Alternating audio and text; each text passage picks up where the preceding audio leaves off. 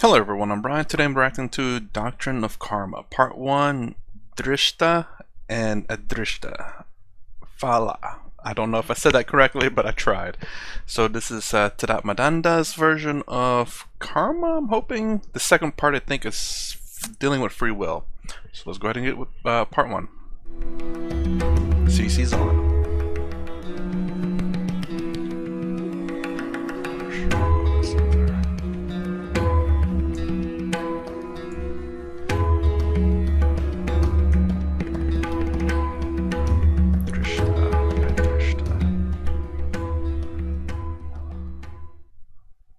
Welcome to this presentation on the Doctrine of Karma.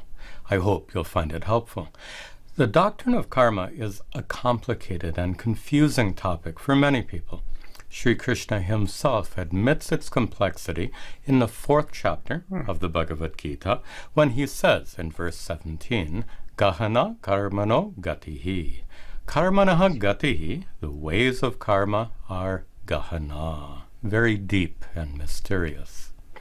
To make matters worse, no specific text or scripture can be found that provides a methodical explanation about the doctrine of karma. Instead, we have to depend on teachings scattered throughout the scriptures and piece all this together to form a comprehensive understanding. Fortunately, we can also make use of the oral tradition, which has transmitted a vast body of traditional wisdom from generation to generation through an unbroken lineage of teachers. That's pretty cool. In this series of presentations, we'll draw upon both of these resources to explain the doctrine of karma. In particular, we'll use teachings found in the Mahabharata, including the Bhagavad Gita, and we'll use teachings received from my guru, Puja Swami Dayananda Saraswati. The doctrine of karma is based on the law of cause and effect. For every action, karma, there must be a corresponding effect, phala.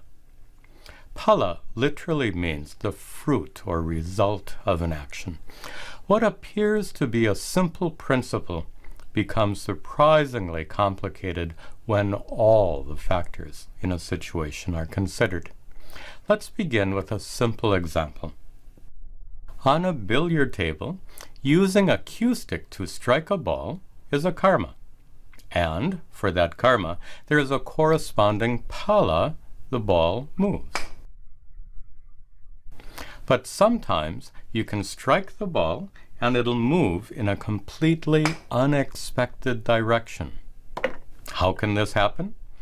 In every situation, there are hidden variables. These hidden variables are unseen factors that can influence the outcome of an action. For example, if you strike the ball slightly off center, it won't go straight. Or if there's a fan blowing across the top of the table, the breeze could affect the ball's direction. Or if the table itself isn't level, the ball will be affected. These are examples of hidden variables. And since hidden variables are found in nearly every situation, the actions we do often yield unexpected results. This unpredictability is a fact of life. But the doctrine of karma attempts to explain that apparent unpredictability. Here's one of my guru's favorite examples. For every karma you do, there are actually 4 possible outcomes. You might get the result you expect, you might get less than you expect, you might get more than you expect, or you might get something completely different than you expect. To illustrate this, suppose you cross the street to catch the bus waiting on the other side. You might get the result you expect. That is, you cross the street and catch the bus. Or you might get less than you expect. As you're crossing the street, the bus drives away. Or you might get more than you expect. As you're crossing the street, a friend driving by sees you and offers you a ride. Finally, you might get something completely different than the result you expect. After you get halfway across the street, you might wake up 3 days later in a hospital bed after being hit by a car. Okay. For the same karma, there can be 4 different phalas. Why? Due to hidden variables, the unseen factors that can affect the outcome of an action. To explain... Okay, so this ties into what Lakhani was talking about. That external factors in your karma. Again, as far as my knowledge is with karma, it's always been about you and your actions, which in turns affects the karma that you have. So whatever actions you do affects your own karma, but never talked about external karma, external things affecting your karma. But then again, it's at the same time, this kind of explains it in the same way that maybe you've done bad and that's the reason why you got hit by the car. Maybe you done bad is because as you were crossing the street, the bus just left you. So far I can see it both ways. But which is it really? Is it you only affect your karma, or can external factors affect your karma? In unpredictable results like these, we often use the word luck. When you get a ride from a friend, you say, I was lucky. When you miss the bus, you say, I was unlucky. And if you wake up in a hospital bed, you say, I was extremely unlucky. But what does this word luck really mean? Is luck some kind of power or force that affects us somehow? That's not how the word is usually understood. We seem to use the expressions good luck and bad luck when we actually don't know the reason that something turns out better or worse than expected. The word luck is a euphemism, a substitute word that covers up the fact that we truly have no good explanation for these unpredictable results. From a scientific perspective, we could say that the outcome of certain actions have a degree of randomness associated with it. The mating of 2 cats of different colors will produce a litter of variously colored kittens. The selection of genes from mother and father appears to happen randomly. But the word random is a little bit like the word luck. It doesn't provide a precise explanation about a particular result. Also, what seems to be random might actually be due to the unseen effects of karma, as we'll discuss shortly. I was going to say, maybe with the cat's example that, we don't have exactly instruments to be able to see the genes and how they manipulate each other. I know I've heard of dominant and recessive genes. So like brown hair, I think, is a very dominant gene, or is it black hair? Or just a certain color of hair is very dominant. Then you have recessive hair genes. And same thing with eye color and all that. I think blue eyes is a very recessive gene, and I believe that's the reason why it's kind of rare. I can't remember, but there are recessive and dominant genes, and I'm sure there are very valid reasons as to why certain things happen. Maybe not always the case, but it could be due to disease and whatnot. And also about the car accident, you crossing the street and you getting hit. We call it bad luck, but it's all happens for a reason. Reasoning is you didn't look both ways and then you got hit by the car. Well, why didn't the person driving the car see you? Well, they were texting and then they hit you. So it's all, we say it's luck, but it's the sheer fact of a whole bunch of bad circumstances, I believe. I don't like the word luck. That kind of throws it out there and they're like, oh, you have no control over your life. I mean, there are a lot of things in your life you can't control. I don't want to say luck, but there's just a whole bunch of things that just influence our decisions and the decisions of everyone, which makes life turn out the way it is. So again, with the car driving scene, you just were in a hurry to get across the street and you didn't bother looking both ways.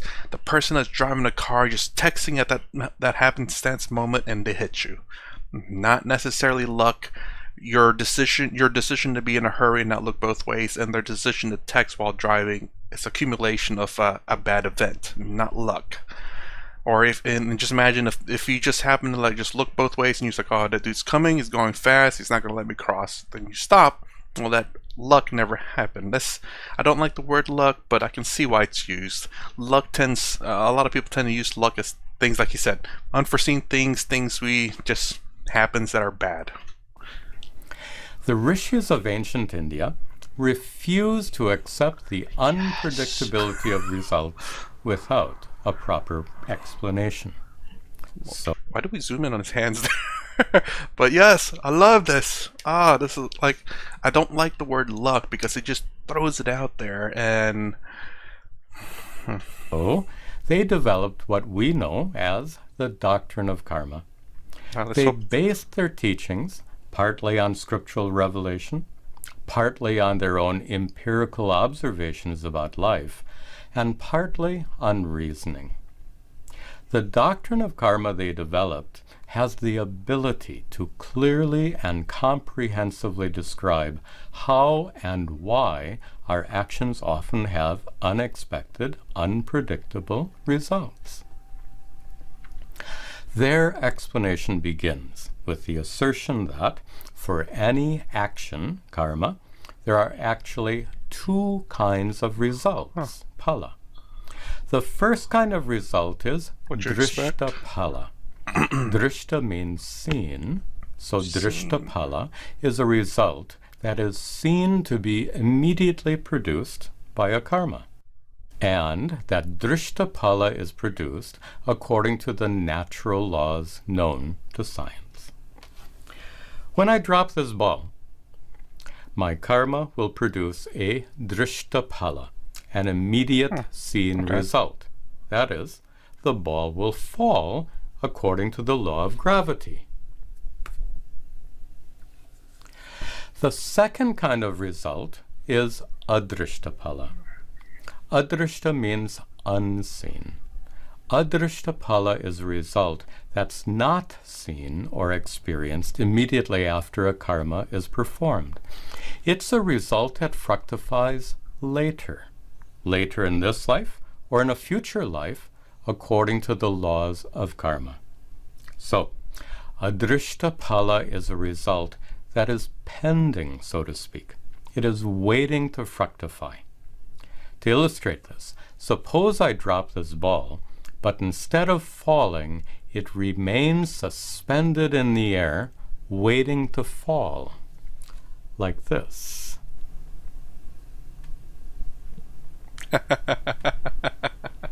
This trick shows the nature of Adrishta Phala. The act of dropping was performed, but the phala, the result, is pending, waiting to fructify. In reality, merely dropping a ball doesn't create any Adrishta Phala. It only creates normal Drishta Phala.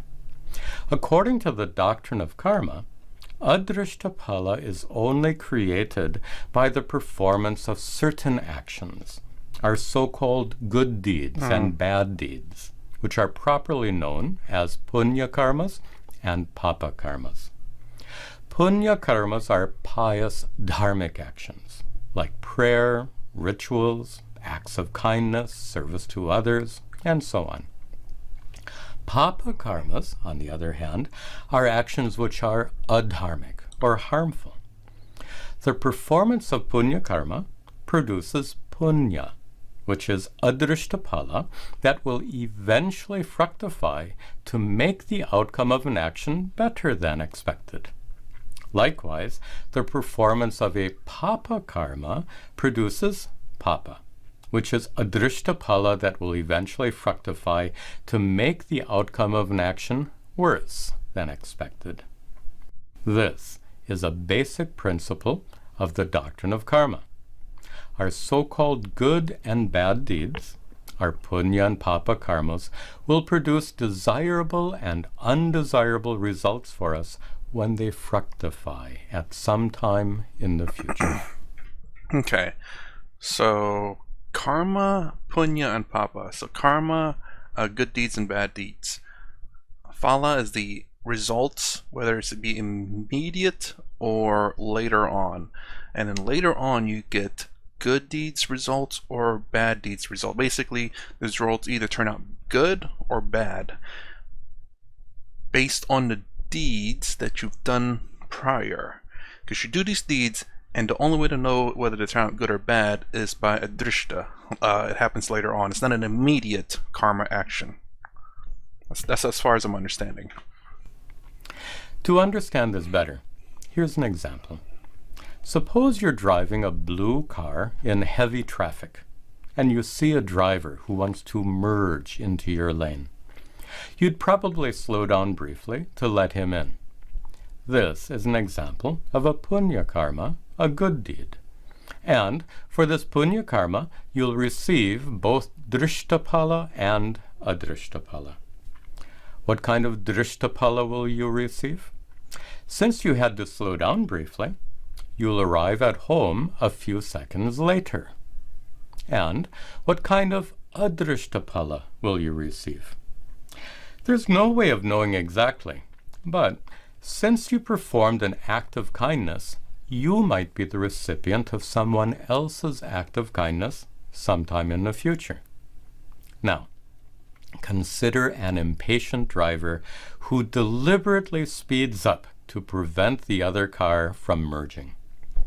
A discourteous act like this is a papa karma.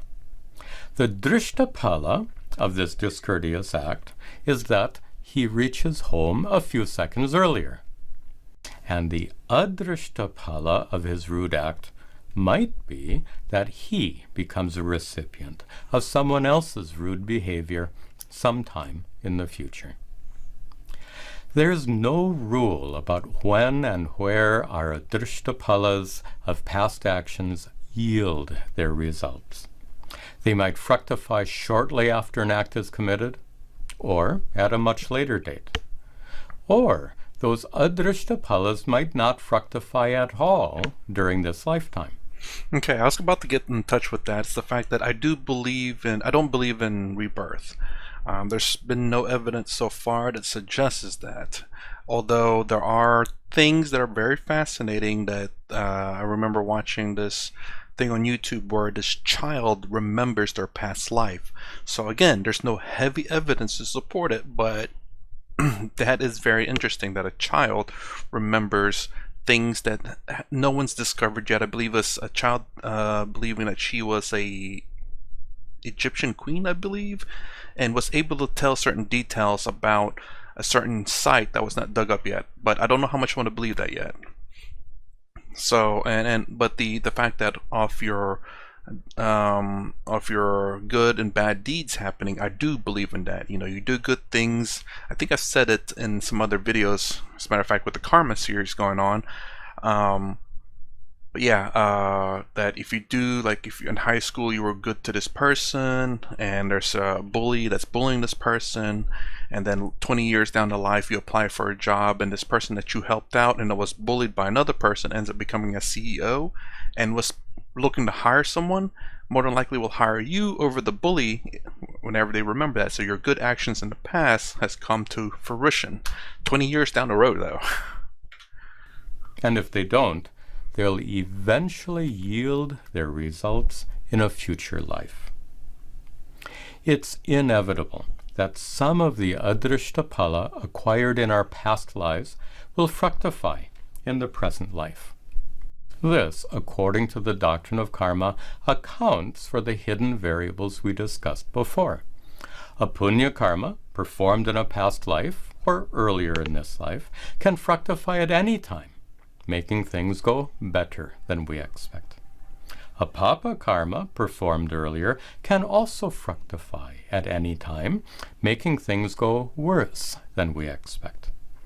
It is this fructification of Adrishta Phala that is the cause for the unexpected, unpredictable events of life. This Adrishta Phala is what we casually refer to as my karma. Like when you say, Mera karma bahut kharab hai. My karma is so bad. What we're actually referring to is not karma, strictly speaking, but rather the Adrishta Phala produced by past karmas. Now, let's consider one more important point. The entire doctrine of karma, as described so far, is based on the existence of Adrishta Phala. Since this Phala is Adrishta, unseen, it can't be scientifically studied. Science deals only with the observable universe, not with anything that can't be observed or measured, like Adrishta Phala. Therefore, it's impossible to scientifically prove the doctrine of karma. On the other hand, it's equally impossible to disprove the doctrine of karma using scientific methods. Why? Because Adrishta Phala is beyond the scope of science. So, if the doctrine of karma can neither be proved or disproved, then it falls into the category of belief. Anything that can't be proved or disproved, but we accept as being true, is a matter of faith. Belief differs from knowledge in this way. Now, it's important to note that the central teachings of Vedanta are meant to impart spiritual knowledge, not any kind of belief. In Vedanta, the nature of reality is to be known directly and personally. That reality is not a matter of faith. Yet, the teachings of Vedanta are part of a vast Hindu religious and cultural tradition, and that tradition happens to embrace the doctrine of karma. For this reason, the teachings of Vedanta have become intertwined, so to speak, with the doctrine of karma. But then we can ask, why should the doctrine of karma be taught or studied if we can't prove it to be true? Is it worth the effort? The answer, of course, is yes. What makes it worth teaching and studying doesn't depend on our ability to prove its correctness. What makes it valuable is its utility. The doctrine of karma can clearly and rationally explain unexpected events in our lives in a manner that helps us make sense of a world that sometimes seems bewildering and even threatening. Let's look at this more closely. Before he gets a little bit into the explanation, I mean, scientific can explain some of it. And what I mean by that is, so in order to prove this, you'd have to follow one person and another person. Or a lot of people that one person follows. So you have to follow every other person that he interacts with. And then you say, okay, so person A is the person that we're supposed to be following, and I'm following person A with the interaction person C. So I'm following person C, and person A helped person C out. So it's good. And then, and then this person continues to follow person C and any interactions with person A. Then all of a sudden, say 5 years down the line, it's like, oh, person C is a CEO? Hey, there's person A. Person C hires person A. Good karma. Right there. But it's very difficult, absolutely. I don't say it's impossible, but it's just to find that link. Again, it's just because there's no, how do I say, it doesn't happen on cue. It's like, okay, let's see if it happens now. No, okay, how about now? No, let's give it 5 minutes. Now, no. It's just it's unreliable, unpredictable, it happens when it happens, and who knows when that is. But I do agree with the fact that if you generally be nice to people, and you meet them later on in life, they'll be nice to you because generally speaking, people will remember kind gestures. From a scientific perspective, many events in life are said to be random. And to say that something is random means that it has no reason, it has no meaning or purpose. Suppose a baby is born with a birth defect caused by a particular genetic mutation. If the doctor explains that this birth defect is a random event, his explanation doesn't offer much comfort to the parents who are struggling and searching for some kind of reason for this tragic event. On the other hand, the doctrine of karma can explain the birth defect as being the result of Adrishta Phala from a past life. And Adrishta Phala such as this can fructify at any time or place according to the laws of karma. Even though this explanation doesn't address the difficulties the child and parents will face in life, it does help lessen the parents' frustration, bitterness, and resentment. It helps them accept more gracefully what cannot be changed. That's kind of weird. I don't know about that. I mean, imagine if you had a child with a birth defect and you're saying that, well, that's reasoning of bad karma, what your child did in the past. Like, I don't know if that's comforting. Let me know. I mean, I guess for people who accept karma the way it is, as in it can happen at any point in life, and you believe in this, I guess you have to accept this, and believe in rebirth and karma, then I suppose so. But what does it say that your child was born with a defect because they Adrishta Phala? They committed a lot of bad karma in their past life. I don't know, and I guess maybe I was looking from my own perspective, which I don't believe in rebirth, which will be very difficult. But I don't believe in rebirth. But understanding that, if rebirth was true and if karma was to happen at any point in your rebirthing life, why as a baby? It doesn't make it any easier, I don't think. Let me know what you guys think, because I view it strongly in the fact of not believing in rebirth, and then to say that, oh, karma's come to curse you in a sense, or curse your baby. It's kind of like the baby didn't even have a chance to correct the mistakes. It's a baby. It can't do anything. Why punish it? It's a baby. Maybe later on in life when it has a chance to, do good, to fix the karma. But then also I've heard that karma isn't like canceling. Good karma doesn't cancel out bad karma. It's just a matter of how much good and bad you have, and bad things will still happen to you. Well, I don't know if bad things will still happen to you, but so long as you do more good than bad, more good will happen, but still bad things will happen.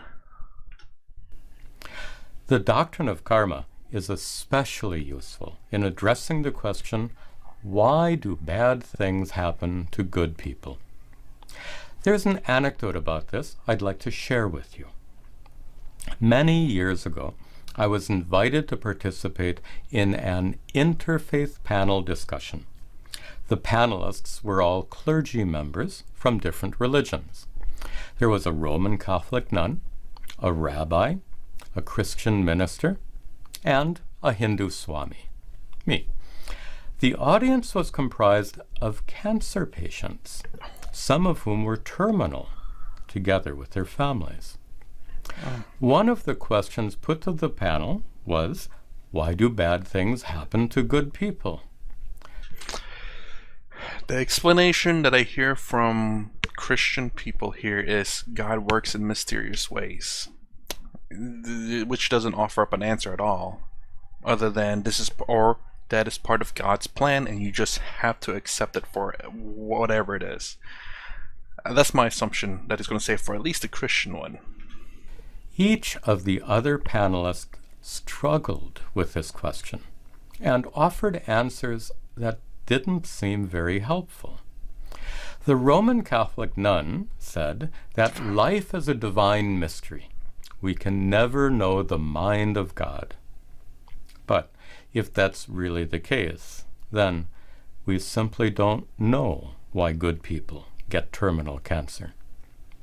The rabbi said that life is incredibly complicated, and therefore we don't really know what is a good thing and what is a bad thing. Whoa, I've never heard of that. Sometimes good things turn out bad, and sometimes bad things turn out to be good. Okay. But it seems extremely unlikely that terminal cancer could ever turn out to be a good thing. The Christian ministers said that when we suffer, we are drawn closer to God. God sends us trials to test our devotion and to draw us nearer to Him.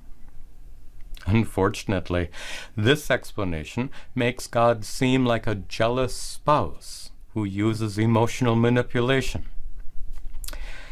I suspect that most audience members found little comfort in these answers. I would say, I guess the more difficult question would be, it's not necessarily a good person, because not every person is perfect. There's barely any person that's perfect who has never done any bad in their life. He's stealing, lying, jaywalking, or whatever it may be. I'm sure people have done bad things in their life. It's not nothing necessarily majorly bad, like they stole a pencil or something like that. But the more difficult question would be, what about children born with terminal illness, babies, should I say, who live maybe a year and that's it? They never even had a chance of life. They never had a chance to do anything willingly. Now that is the question. But it goes the same along this exact same answers that he's given is probably the exact same answers that are given to people who ask that questions about children, because some of them is going to say, oh, do you really know he's been a good person all his life? Maybe he did bad and God is smiting him. But if you give it to a baby, though, that's when they go, these are the proper answers for it. There was no Muslim imam on the panel, but if there were, I suppose he would have said that bad things happen to good people because of kismet or nasib, because of destiny or fate. But even this is not a very comforting answer for someone suffering from terminal cancer. All these Western religions seem to lack a helpful explanation for why bad things happen to good people. But the doctrine of karma clearly and simply says it is because of the fructification of Adrishta Phala from past lives. Even the most saintly person among us is born with at least a little papa from adharmic or harmful deeds committed in prior lives. Each and every one of us are born with both punya and papa from deeds we committed in past lives. I'd say this is, I don't want to push back, but I have to. That's what I guess the problem is the belief in rebirth here. And the fact that a lot of this can be translated to Western religion. By the way, is Muslim or Islam a Western religion? I wouldn't say it's Western, but it might be Middle Eastern religion. Anyways, I never thought about it Western, but anyways, but you could say if it's about past lives, it could, I mean, to say that is to also say along the lines of what they've explained in my how to say, not my understanding, but how I can translate it for them is about all the same in my opinion. If I was a person who is suffering from terminal cancer and I wasn't religious and I didn't believe in rebirth, all the answers are the same in my book because I don't believe in rebirth. So why am I being punished, for something that I've done in the past that I don't remember that I've done? And then you can say, it's like, okay, why is God punishing me? He works in mysterious ways. That doesn't give me an answer anyway. My destiny, well, that one, it just means everything is predetermined at that point. There's no free will. Destiny. At least that one doesn't say there's a God out there, but it just means everything's predetermined at that point. There's no free will. Everything happens, well, I guess, in accordance to the religion. What was the other one? Mysterious. But yeah, anyway, if I was a cancer patient with terminal cancer and I didn't believe in rebirth or Western religion or religion in general, then all those answers, in my opinion, would sound the same. I don't know anything about my past life. Why am I being punished now for it? I've been good all this life. I mean, you know, what can I do? There's nothing I could have done. Then it still doesn't give me an answer. Like, I can understand, like, yes, I done something in this life that was bad, and then now I'm suffering for it. You know, I guess kind of like I guess smoking, and you get lung cancer. It's like, well, it's no surprise you got lung cancer because you were smoking.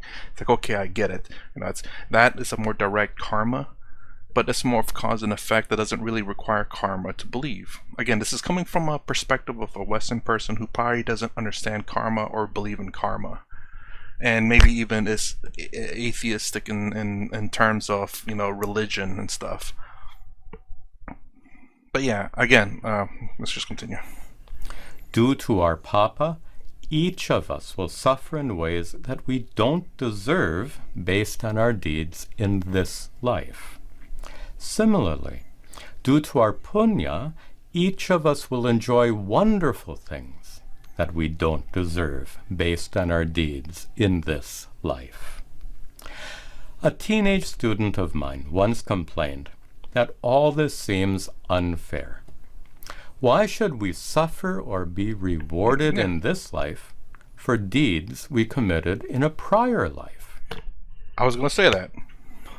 The answer to his question is that fairness is guaranteed by the laws of karma because they apply equally to us all. Every one of us will receive undeserved suffering and undeserved enjoyment in this life due to our actions in past lives. Just as we are all equally subject to laws of nature, like the laws of gravity, we are also equally subject to the laws of karma. Okay, not that bad of an explanation. I still think it sucks, but it can make sense now, the fact that okay, like, again, if I were to believe in rebirth, it makes sense. You know, everything that you've done in the past, you don't know what that is, but everyone is treated equally, which, you know, if you get what you deserve, whether you know it or not. So everything that's happening to you in life is what you deserve based on your past lives. Makes absolute sense. But I guess in terms of like, not believe in rebirth, but still believe in some karma, I like to believe in well, that's like karma in sense of one life, that whatever you do in the past will affect you in the future in this life. And then every new life, if you were, even if I were to believe in rebirth and believe in karma for one life, individual lives, so this life, whatever I do in the past will affect me in the future. When I die and get reborn, this is a fresh new body, fresh new karma, and you create your karma in that life. If you continue to do good, you'll get good rewards, and when you die, the karma's gone, and you get new karma when you're reborn. That's how I like to believe it. But again, that's how I like to believe it. That's not how I'm saying it works. That's how I would like it to believe it. But yeah. All right, let's continue. To bring this to a close, understanding the doctrine of karma helps us make sense of the unexpected, unpredictable events of our lives. When our carefully planned actions don't yield the results we expect, or when we are beset by some kind of tragedy, these teachings help us to be more patient, more composed, and more resilient. Om Sarve Bhavantu Sukhinaha Sarve Santu Niramayaha Sarve Bhadrani Pashyantu Ma Kaschid Dukkha Bhag Bhavet Asato Ma Satgamaya Tamaso Ma Jyotirgamaya Mrityorma Amritangamaya Om Shanti Shanti Shanti. Okay, so I guess I started thinking about what I believed about the karma being renewed every time you're born.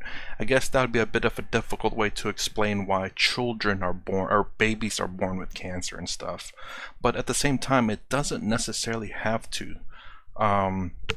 When science can explain these things, it's just that science is still so young and limited by technology that, whenever I do genuinely believe this, eventually we'll have what they call what they've said fat, I don't know what to call that, I forgot what it's called, something babies, but basically you can have artificial insemination outside the womb, and then they can manipulate the genes to that your baby will be perfect, free of disease, free of whatever, and then they can implant it back into the womb, or they can probably grow it in a test tube. So again, why are children or good people born with terminal illness?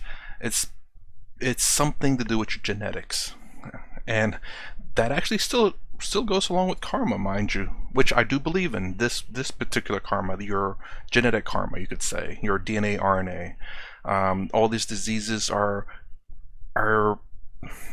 rooted in our DNA and RNA, and it's the reason why it continues to happen. And any one of these DNAs or RNAs can just start multiplying like crazy. Cancer, that's what cancer is, I believe, if I remember correctly. And it goes awry and it doesn't stop producing and just continues to produce. So again, that can be scientifically explained. It doesn't necessarily have to imply any kind of deity or karma. So that can actually, I should formulate my own version of it, how I would like to believe it, and let me know if it makes sense. That's all I want to. I just want to understand if it makes sense. If it makes sense and it could work, it's pretty nice. But yeah, again, terminal cancers in babies and patients is because of your DNA, RNA, which I do believe in karmic stuff. Your genes are being passed down for generations to generations, and that karmic happens, and then your karma, which is your personal life, how you interact with the people and environments, will eventually have a result. So if you're terrible for the environment, that bad karma is going to apply to the world. But there's people out there trying to do good by recycling, or using whatever whatever it is to save the environment, and there are people trying to destroy the environment, and all that's one big karma cluster. And as long as more people are trying to save the environment will be, generally speaking, saved. But if more people are trying to destroy it, then we'll eventually suffer. Everyone will suffer that climate karma, if you could call it that. Anyways, that's part one for this one. Let me know what you guys think about Tadatmananda here. I absolutely love the way he explains things, and he's very good at it. Really good at it. Let me know what you think. Anyways, that's my reaction to part one. If you like my content, please consider subscribing. Thumbs up, thumbs down below. Thanks for watching. I'll see you in the next vid.